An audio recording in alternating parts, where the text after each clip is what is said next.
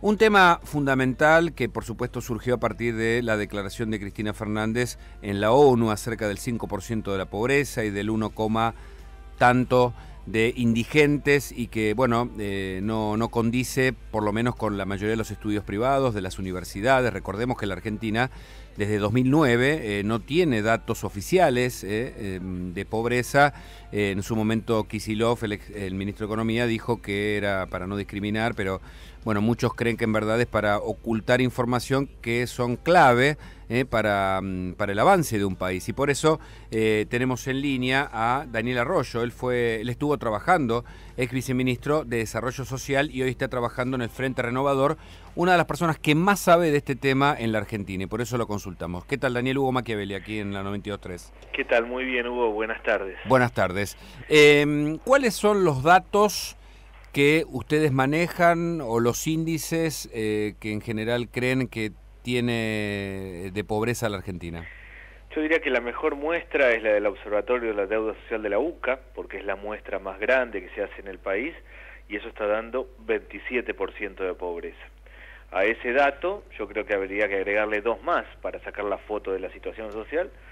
Uno es 34% de trabajo informal, 1 de cada 3 de los que trabajan con trabajo precario, con dificultades, la pasan mal aún trabajando, y en tercer lugar, el tema de que tenemos 1,5 millones de jóvenes que no estudian ni trabajan. Yo creo que esa es la foto de la situación social hoy de la Argentina, que sin dudas es mejor que la del 2001 o la del 2003, pero que los últimos 4 años se fue complicando claramente.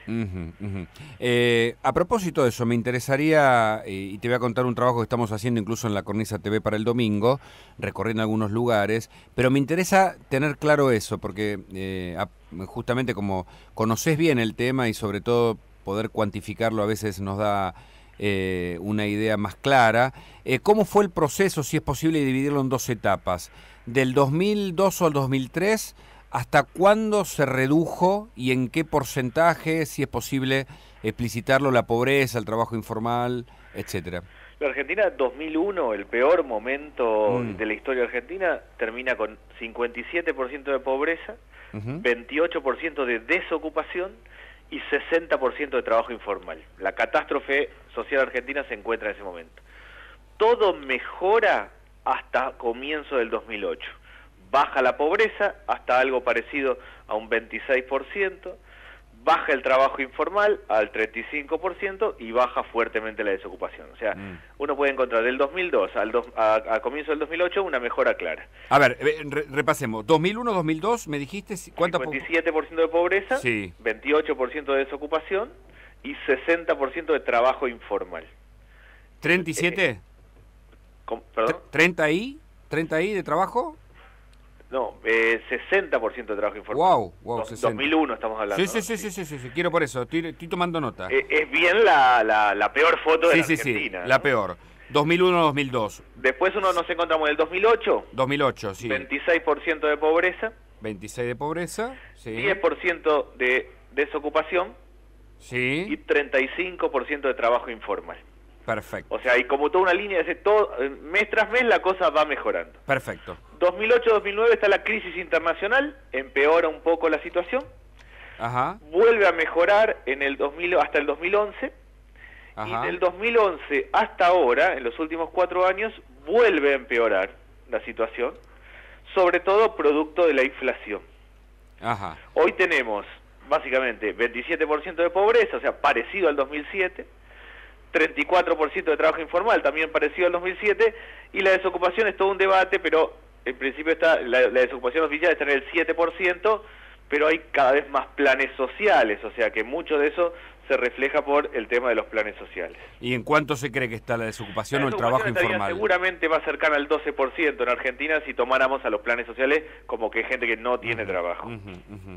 O sea que se pasó, para decir 2 fotos fundamentales, 2001-2002, del 57% de pobreza al 27% finalmente de hoy, sí. De 28% de desocupación al 37% de hoy. No, de desocupación al 7%, ajá. Sin los planes cerca del 12%. 12%. Y la informalidad económica se pasó del 60% al 34%. 34%. O sea, uno puede tener como dos fotos. Si toma la foto del 2001, 2002 al 2008, todo mejora. Si toma la foto del 2008 hasta ahora, va mejorando y empeora en los últimos 4 años y es casi la misma foto, la del 2007, que la del 2000, ahora del 2015, con muchos más planes sociales. O sea, se sostiene la situación en base a muchos más planes sociales. La pregunta de rigor en este caso, ¿por qué crees que no se pudo seguir bajando? ¿Cuál es el motivo para vos principal o 2 o 3 motivos que son claves? No, uno clave es la inflación, ¿no? Hemos tenido 20% un año, 30% al año siguiente, casi 40% el último año. La inflación hace que las personas les alcance menos la plata y se empobrezcan aún trabajando, aún el que tiene un trabajo haciendo changas o aún el que tiene un trabajo con bajo ingreso en el sector formal. Ahí hay un primer tema que es la inflación. Yo diría que hubo como una situación casi de pinzas. La familia le alcanza menos la plata por la inflación, tiene menos changas extras, hay menos changas de la construcción y entonces le entra menos plata extra y en muchos casos toma crédito con distintos mecanismos, con fotocopia del DNI al 150, al 200% anual y está pagando lo que no le entra. Todo eso es un fenómeno. Inflación. El otro es que se paró la creación de empleo. El único creador de empleo ha sido el Estado en los últimos 4 años. Y entonces no ha habido de parte del sector privado incorporación de empleo. Esa es la segunda razón que para mí es como muy fuerte y ha ido complicando. Yo diría que hay una tercera razón que no hace al porcentaje de pobreza, pero para mí sí a la vida cotidiana, y es el tema de la venta de droga, que apareció como un nuevo fenómeno, y es el que vende droga en el barrio que gana más que el que trabaja. O sea que hay una nueva manera de movilidad social que no tiene que ver con los índices que estábamos hablando antes, pero claramente hace que el que vende droga esté en mejor situación y sea como un camino de ascenso social que antes no existía. Y te agrego 2 motivos para que me lo discutas si estoy entendiendo mal, porque no soy un experto en el tema. La falta del crecimiento económico que veníamos teniendo en los primeros años del kirchnerismo a nivel internacional y la falta de inversiones. ¿Son otras 2 razones posibles? Sí, que yo creo que tienen que ver con eso que yo decía, el tema de la creación de empleo, del parate de la actividad económica. Es decir, efectivamente, en la Argentina el gobierno siguió en los últimos años buscando distribuir, buscando con más planes sociales transferir dinero a sectores más pobres, pero sin que crezca la economía. Con lo cual la torta siguió siendo la misma, no se fue agrandando porque no hubo inversiones. Falta de inversiones, está bien. La única forma de salida que hay acá es agrandar la torta, claramente. Claro. ¿El gobierno, para vos, tiene salidas y no las consigue y por eso deja de medir la pobreza? A mí me parece que el gobierno, en lo que hace a lo estadístico, entró en un plano que no sabe cómo salir. Y es decir, el INDEC fue intervenido en el 2007, siguió midiendo pobreza poniendo el valor de los alimentos muy bajo. Así llegó al primer trimestre del 2013, las cifras de INDEC eran 4,7% de pobreza y 1% de indigencia. ¿Cuándo dejó de medir pobreza, perdón? Primer trimestre del 2013. Trimestre del 2013. Que esas son las últimas cifras que dio y que yo entiendo que Cristina trabajó con esas cifras. Esas cifras eran como tan dibujadas que ya no dio más datos porque era como algo absurdo. Diría que hay un tema de que se entrampó y la única forma de resolver esto es arrancar una nueva medición que va a dar muchísima más pobreza y eso es lo que yo creo que el gobierno no quiere reconocer y por eso se trabó ahí. A mí me parece que hay una cuestión.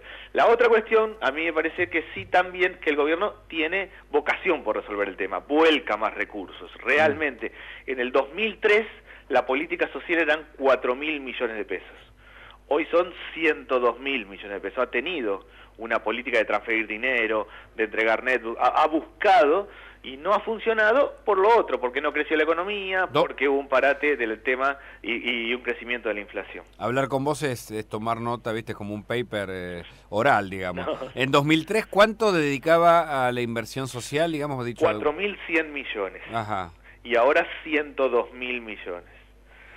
O sea, multiplicado por la inflación que quieras, aumentó muchísimo. Eso quiere decir... 102.000. 102.000 millones, sí.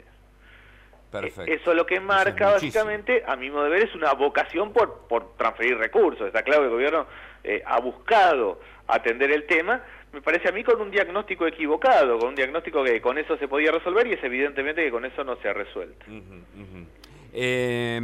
Ayer, a propósito de este informe, recorrimos varios lugares con mi compañero Javier Mozo, seguramente eso se mostrará el domingo.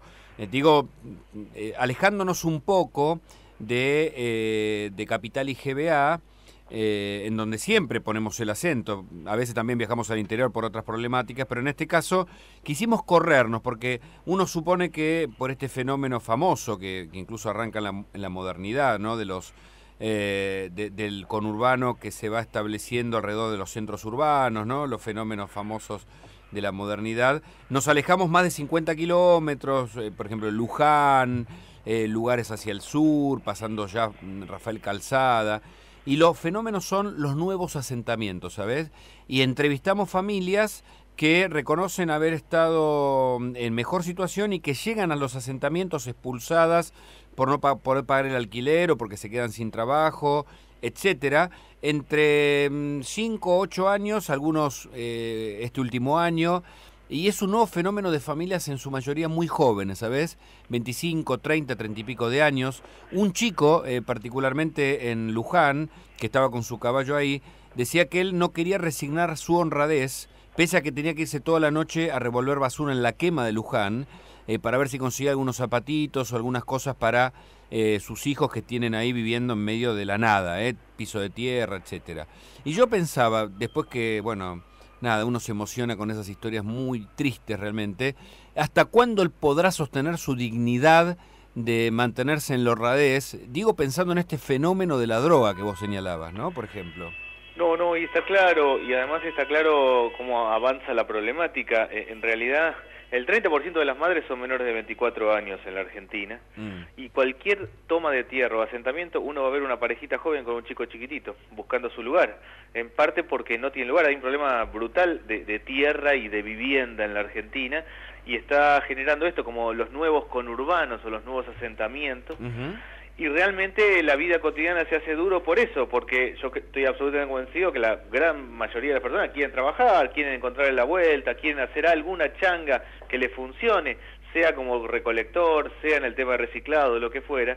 Y en muchos casos el problema que tiene es que el que labura y hace todo está ganando muy por debajo del que vende droga. Entonces vuelve de laburar sacando 4.000 pesos a todo furor en el mes, y el que vende drogas eso en pocos días. Eso desalienta y quiebra las cabezas de las personas.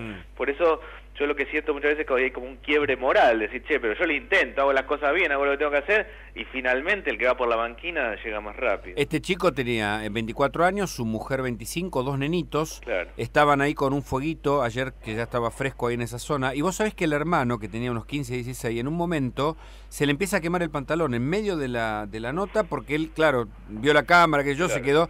Y digo, parecía como una situación grave y extrema, pero de un juego de dominó muy perverso. Digo, se quema esa casa, ahí estaban afuera, un poquito afuera de la casa, y es una situación de riesgo. Y además él decía esto: yo voy con mi carrito, la policía me corre, porque me dice, vos no podés estar con un carrito, con un caballo, ni podés entrar a la panadería a pedir con esa ropa que tenés. Y yo le digo a la policía, decía Juan Ramón, ¿pero qué quiere? ¿Que vaya a robar? ¿Usted me va a meter preso? Es trabajo digno. O sea, venía ya de una familia que él misma decía, de analfabetos. Él es analfabeto, 24 años, la mujer lo mismo. Y digo, eso es para mí el problema más grande que tiene la Argentina hoy. ¿Coincidís? Sí, y coincido, y es como un quiebre moral, porque en la Argentina predominan los valores, la gente quiere laburar, quiere que le vaya bien, quiere hacer las cosas honradamente, le busca la vuelta. Lo que pasa es que va rebotando por todos lados, no solo porque gana más el que vende droga, sino porque todo se le va trabando, se le va haciendo más difícil, porque muchas veces no tiene ningún tipo de acompañamiento institucional y en algún momento termina bajando los brazos. Pero cuando uno va a una esquina y ve los pibes que están complicados, son todos pibes que quieren encontrar la vuelta a su vida, quieren que les vaya bien, no quieren irse de la escuela. Lo que pasa es que terminan rebotando en todos lados y terminan complicándose. Yo digo, si algo, yo lo veo con mucha tristeza eso, pero también con optimismo, porque en realidad en la Argentina predominan los valores y predomina la gente que quiere ponerse las pilas. Lo que pasa es que no le funciona. Yo estoy convencido que cuando hay saqueos o hay situaciones críticas, la misma persona que va a saquear vuelve a la casa y le dice al hijo, ponete las pilas, estudia, hacé las cosas bien, pero esa persona piensa, si no manoteo yo, va a manotear otro. Entonces, ahí es donde a mí me parece que hay un problema clave en la Argentina. Realmente el que va por el costado le va mejor, y el que hace las cosas que tiene que hacer, en algún momento se mira y dice, pues esto no funciona de ninguna manera. Ese es el quiebre moral que a mí me parece que tienen muchos sectores y es para mí lo más crítico que tenemos hoy. Por eso hay que buscar a los referentes del barrio, al cura del barrio, al pastor del barrio, a la maestra, a los que son referentes, a los que son modelos, que son esos con los que tenemos que trabajar para revertir la situación. Te cuento el otro caso que me parece tiene que ver, y después viene alguna pregunta de rigor final y te agradezco tu tiempo. Le cuento a la gente, estamos hablando con Daniel Arroyo, el ex viceministro de Desarrollo Social, hoy trabaja para el Frente Renovador, pero un hombre que conoce mucho, no solo de datos, sino de la realidad concreta sobre la pobreza en la Argentina. El otro costado ocurría, esto te conté en Luján, 75 kilómetros de La Rosada, ¿no? La otra historia, que es distinta, pero también tiene mucho que ver, y te la cuento breve, ocurría ahí por Rafael Calzada, 35-40 kilómetros para el sur. Una mamá que tenía 2 chicos, una de ellas una nena discapacitada, y que cobra 1.500 pesos por asignación universal por hijo discapacitado. Con esos 1.500 solo puede comprarle los medicamentos y los pañales y la leche que necesita la nena. Pero el marido, que hace changas, no siempre trae esos 100 o 200 pesos que la mayoría utilizan solo para comer una vez al día. Y tampoco tenían trabajo, pero tampoco nadie los visita. Hay como un sector que nadie recorre, o si recorren los punteros no solucionan los problemas, ¿no? ¿Esto también lo ven ustedes? Sí, no, y yo creo que se ha dejado de recorrer. Justamente a mí me parece que el problema de la política social en Argentina es que se crean programas, en términos generales bien intencionados, pero que no llega claramente, no logran entrar y acompañar a las familias. Yo creo que acá hay que armar una red de 20.000 tutores. 20.000 tutores. 20.000 tutores, la maestra, el cura, el pastor, el técnico del club de barrio, el pibe de la esquina, la gente que es creíble en el barrio. Hay que capacitar a esos tutores para que 3 veces por semana vayan a ver a la familia, 1 vez por semana contacten con la escuela o con el trabajo, marquen pautas, decir, bueno, ¿por qué no vas a hacer esta entrevista laboral o acompañás esto? ¿O por qué no buscás por este lado? Hay que entrar a las casas. Yo creo que el Estado... Ahora, ¿no hay un riesgo que esos tutores después terminen siendo punteros y haciendo clientelismo con las víctimas? Ese es un riesgo, porque y la única forma de resolverlo es ir a buscar a la gente que ya existe y que tiene legitimidad, pero claramente es un riesgo. Ahora, lo que está pasando hoy es que nadie va a verlos, que uno puede lanzar un programa mejor o peor, de mucha o poca transferencia de dinero, pero hay que poner prioridad en la familia, hay que entrar a trabajar con la familia. Yo creo que en ese sentido Brasil nos lleva ventaja, armó un programa que se llama Bolsa Familia, que entra así, a 14 millones de hogares, ellos llaman operador de calle, lo que para nosotros sería un tutor, entran y trabajan con la familia. A mí me parece que ahí hay una diferencia grande y que por eso también tanta discusión con la cifra de pobreza, porque el gobierno ha perdido la dimensión diaria de ir a acompañar, de ponerle el cuerpo, de estar, ha perdido esa dimensión, más allá de que transfiera dinero y ponga presupuesto. El 27 o 27,8 es más alto en el norte, en donde, bueno, el doctor Albino, ¿no?, experto de desnutrición infantil, dice que a veces incluso alcanza hasta el 40% la pobreza. Es más alto en el norte del país y siempre es más alto en los chicos. O sea, la pobreza tiene cara infantil en la Argentina. Hay más pobreza en términos de porcentaje en el norte del país que en el resto, pero siempre hay más pobreza en los niños que en el promedio general, y eso es lo que nos pone como una luz roja fuerte, porque sí, son las nuevas generaciones que están arrancando peor que las generaciones que hoy ya son adultas. Esto de la pobreza tiene cara infantil es triste de pensar ya, ¿no? Como título, ¿no? Y como futuro, decir, bueno, y entonces, digo, ¿qué va a pasar acá dentro de 20 años? Porque si una cosa sería que la pobreza general sea de un número y sea menos en los niños, estaría indicando que andamos un poco mejor, pero en realidad esto indica al revés, que estamos peor. Y también hay que decir, ¿no?, en el sur ese 27% que puede ser 30 o 40 en el norte, en el sur es menor, ¿no? Es menor, pero es bastante menor, pero lo que yo siempre creo que lo peor es pobreza con frío. Alguien que es pobre. Claro. En el norte puede cobijarse de alguna manera. Alguien que es pobre en la línea sur de Río Negro o en la Patagonia Sur, es muchísimo menor en porcentaje, claramente, pero es una pobreza mucho más dura la del sur. Ser pobre, no tener lo mínimo y pasarla con frío es muy, muy complicado. Y ahora la de rigor. Si ustedes son poder, digo, el Frente Renovador, que bueno, ratificó últimamente de la mano de Sergio Massa su candidatura, llega a la presidencia, ¿cómo ¿En qué orden de prioridad está este tema de la pobreza y cómo piensan solucionarlo si es que tiene solución efectiva, ¿no? No, bueno, yo hablo permanentemente con Sergio Massa y es prioridad número uno para el Frente Renovador y para mí es claramente, a mí se me va la vida en estas cosas. Nosotros creemos que hay que hacer varias cosas a la vez. Por ejemplo, primero es crear un fondo que nosotros llamamos de prioridad infantil del 1,5% del presupuesto para que se cubra toda salita de 3, 4 y 5 años. O sea, que el Estado tenga la obligación de que cuando una mamá va a anotar tenga lugar la salita de 3, 4 y 5 años y para lo que llamamos jardines maternales de 45 días a 2 años. La desigualdad se da en los primeros 1000 días y se refleja cuando se va a la escuela. Es decir, un nene o una nena que hizo salita de 3, 4, 5 años y va a primer grado, contra uno que no hizo nada y va a primer grado directamente, el que hizo todo el proceso maneja el doble de palabras el primer día. Cuando la maestra dice bienvenidos a la escuela, hay unos que tienen el doble de palabras que otros. Ahí empieza la desigualdad profunda en la Argentina y complicada. Y justo con eso, después nosotros queremos encarar el derecho al primer empleo, que una empresa que toma un joven tenga una deducción impositiva. Tenemos que lograr que todos los jóvenes, en serio, masivamente tengan una primera experiencia laboral.